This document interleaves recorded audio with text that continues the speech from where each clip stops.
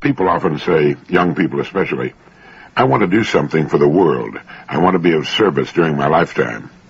It's long been my opinion that the best thing you can do for the world is do the best thing you can do for you. Make out your want list. It's by getting what you most want that you will usually make your greatest contribution to society. We do that which we are motivated to do. The greater the motivation, the more we do. We're motivated most not by what we think we should be doing for the world, but rather by what we most want from the world. You know, Edison didn't invent the electric light for the good of humanity. He invented it because he wanted to more than anything else.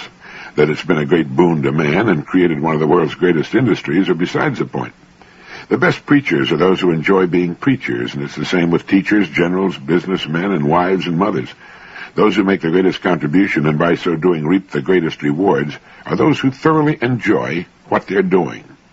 The sourest, most miserable and unhappy people on earth are those in fields of service in which they find no deep and abiding joy. They've been punishing themselves for some imagined sin, and they look the part. They often do more harm than good. How many times have you wanted to say to someone, "Look, friend, if you don't like your work, why don't you quit? But don't take it out on me." So if you have your heart set on doing good for the world and or humanity, get into work for which you're best fitted, work you can thoroughly enjoy and throw yourself into 100%. A happy plumber makes a greater contribution to the world than a miserable university professor or an unhappy lawyer. Some of the world's greatest artists, people who have made tremendous contributions, were neurotic, unhappy people such as Edgar Allan Poe, Vincent van Gogh, Nietzsche, Wagner, and many others. But they had found their outlets. They had found the fields in which they wanted to work, had to work. Surely they would have been even more miserable had they not found their life's work. They would have been insufferable in any other. For some people, there's only one thing for them to do. I can't imagine a Picasso doing anything but drawing and painting pictures. But for most of the rest of us, there are undoubtedly many fields in which we can find deep satisfaction and reward. A fine business executive can be happy in any number of kinds of businesses, and in many different positions. Another man might be just as happy as a carpenter as he would be as an electrician. But when it comes to serving mankind or feeling guilty because you don't think you're doing enough, it's good to remember that we can usually serve the world best by working toward and achieving the goals we want most to reach. Millions of young people in high schools and colleges throughout the world ask themselves, how can I spend my life doing the most good?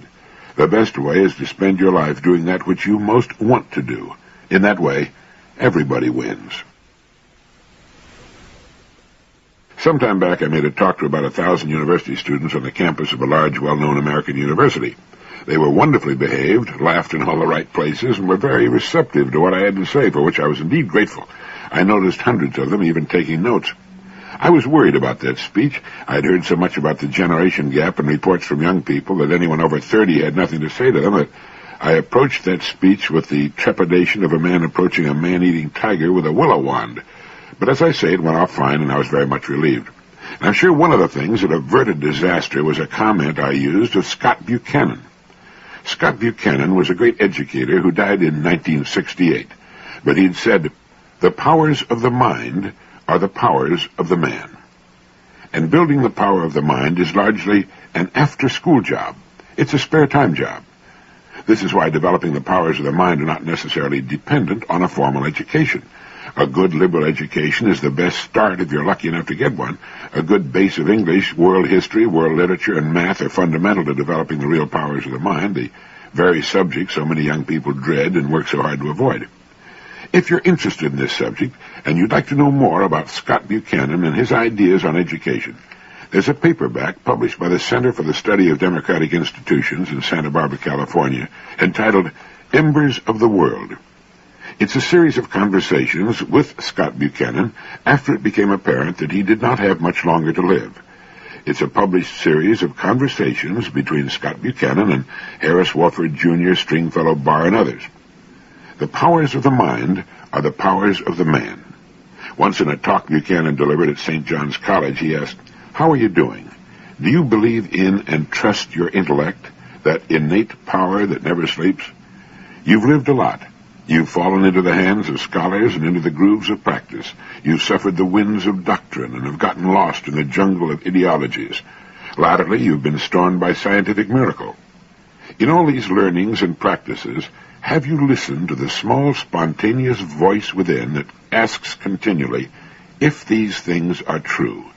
Have you allowed this voice to speak louder and remind you that you do not know, that you know you do not know, that you know what you do not know?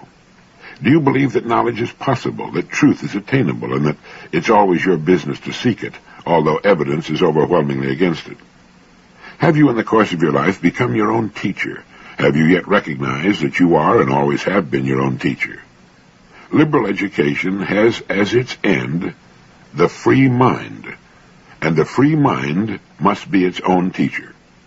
Intellectual freedom begins when one says with Socrates that he knows nothing, and then goes on to add, I know what it is that I don't know. The powers of the mind are the powers of the man. Recent studies seem to indicate that the powers of the mind are infinite, rich, fertile land awaiting development.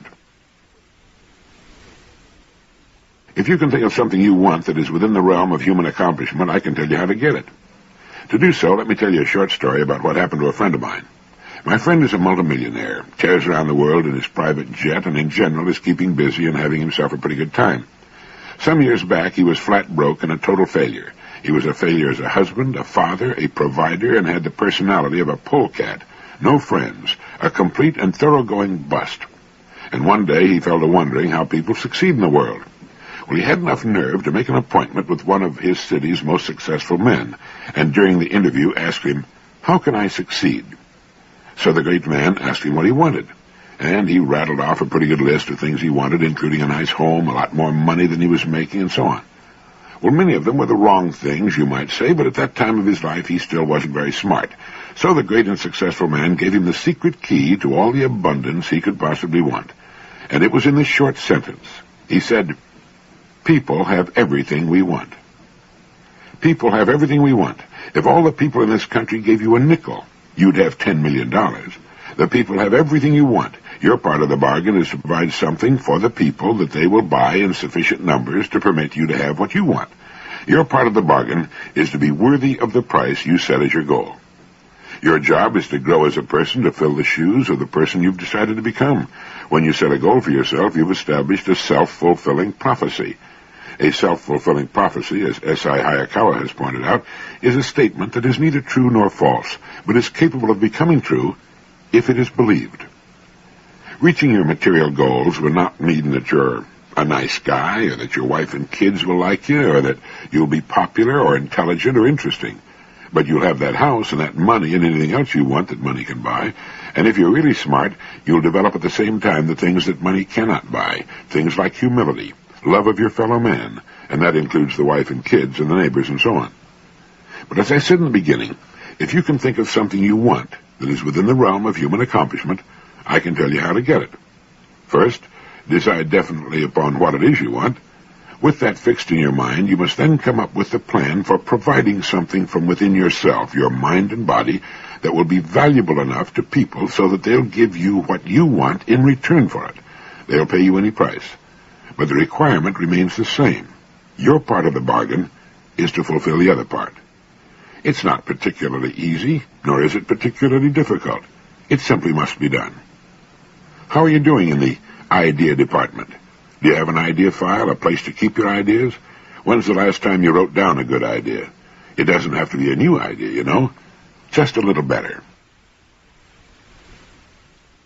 Back in the 15th century, there lived a great scholar of the Italian Renaissance. His name was Count Giovanni Pico della Mirandola, and he was brilliant in virtually all fields: logic, ethics, theology, mathematics, Kabbalistic lore, physics.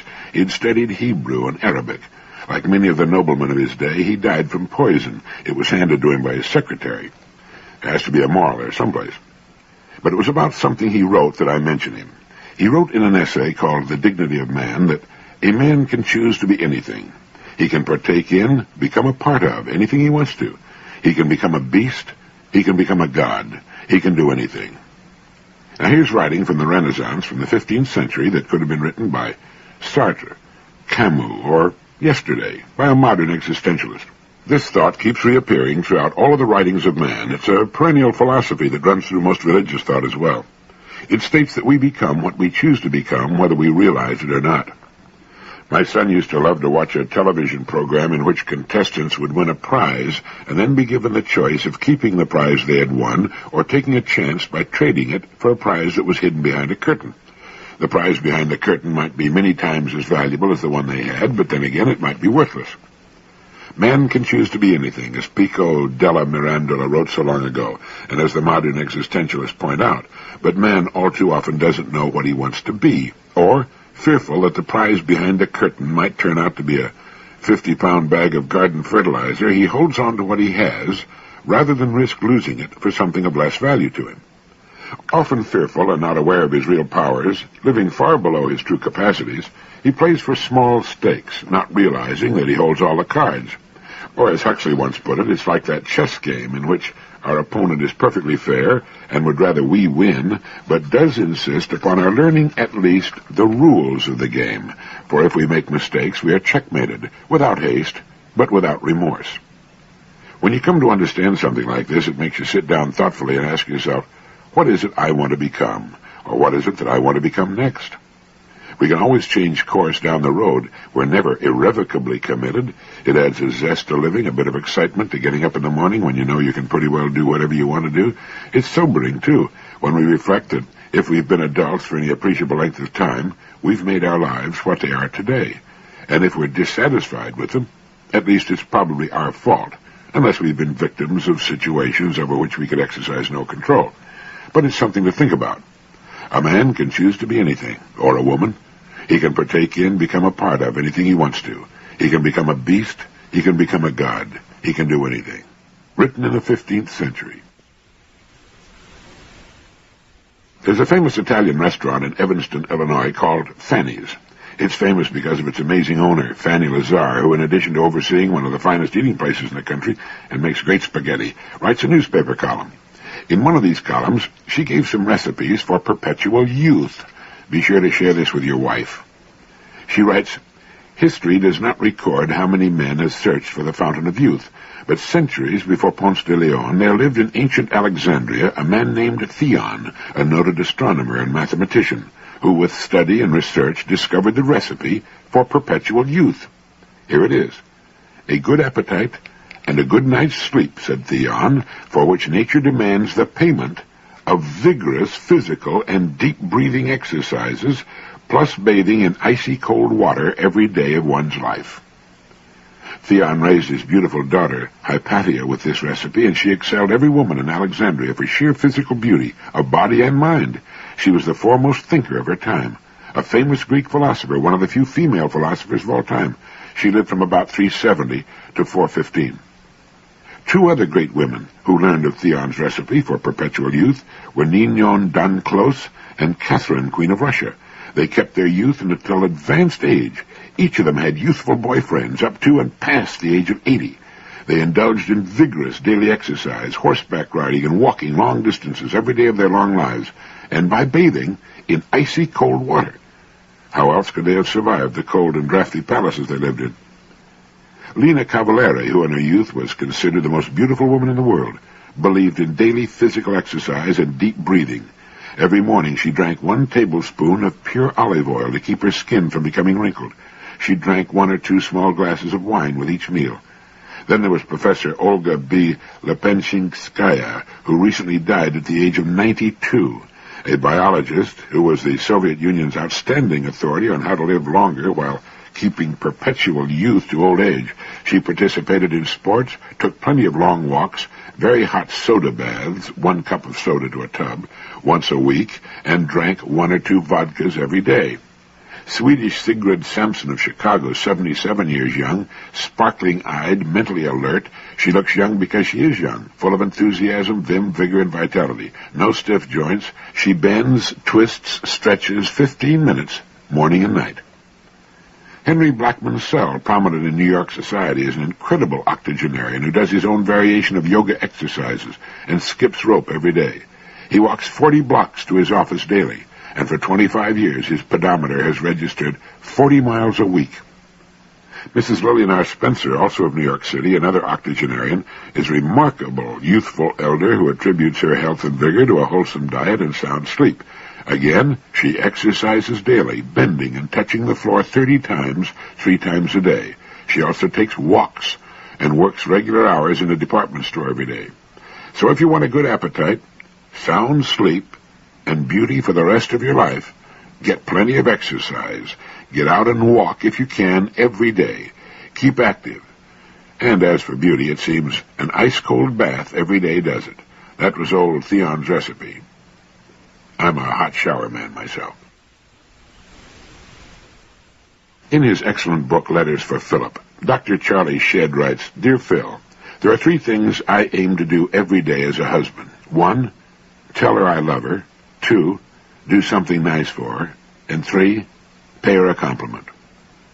The truth is that this only sounds simple, but you try these as a regular discipline and you'll see that they say easier than they do, and the toughest of those to remember may be number 3, pay her a compliment.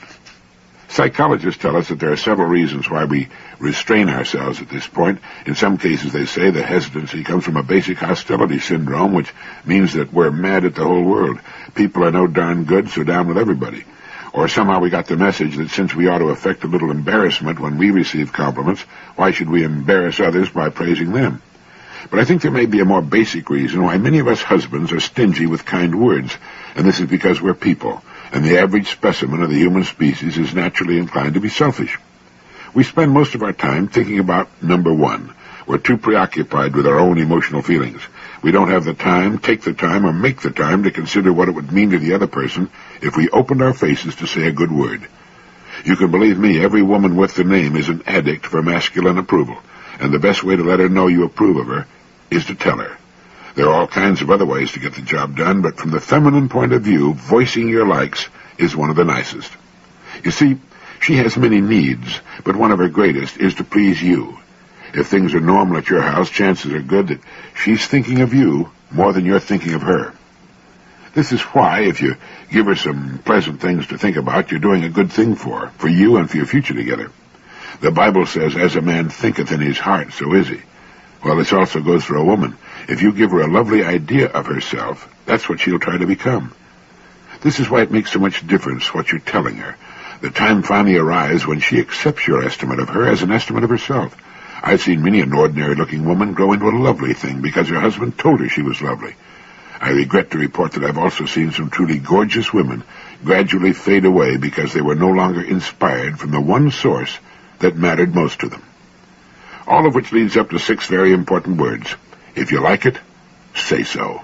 Find something about her to compliment every day. Her voice, her face, her figure, her legs, the slope of her shoulders, the way she walks, her cooking, and the best compliment of all is to tell her, you just go on getting better all the time. A wife will come across town, across the house, across your point of view, and across almost anything, to give you her love if you offer her yours with some honest approval. If you know some young man who's planning to get married, or someone who's already married but hasn't mastered the art, get him the book Letters to Philip by Dr. Charlie Shedd. It's published by Doubleday.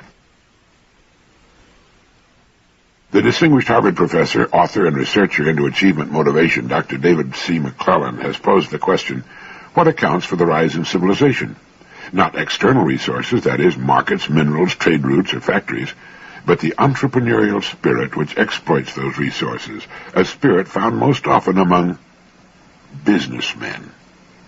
Who is ultimately responsible for the pace of economic growth in poor countries today? Not the economic planners or the politicians, but the executives whose drive or lack of it will determine whether the goals of the planners are fulfilled. Incidentally, if you don't have it, you should get David McClellan's book, The Achieving Society.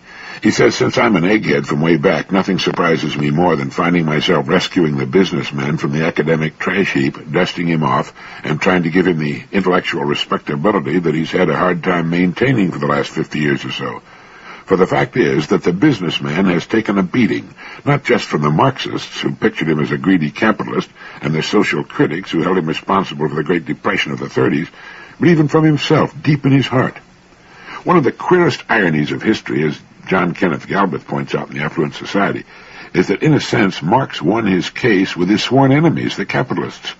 Marx loudly asserted that they were selfish and interested only in profits. In the end, many agreed.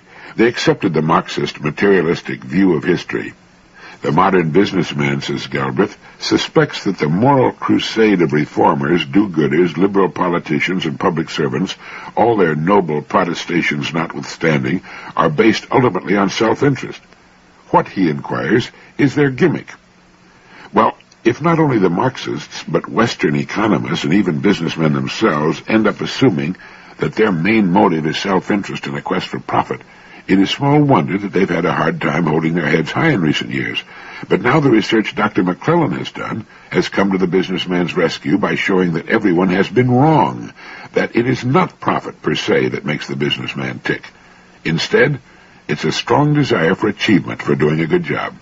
Profit is simply one measure among several of how well a job's been done, but it's not necessarily the goal itself. The same kind of person who matriculates to leadership in business may be found leading in other fields, too. He's the kind of person who spends his time thinking about doing things better. He has a basic concern for achievement.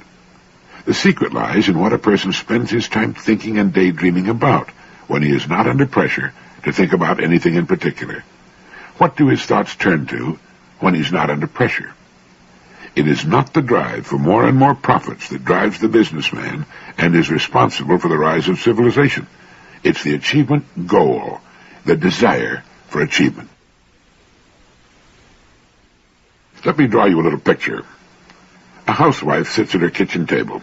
The kids are in school. The husband's at work. Outside it's raining.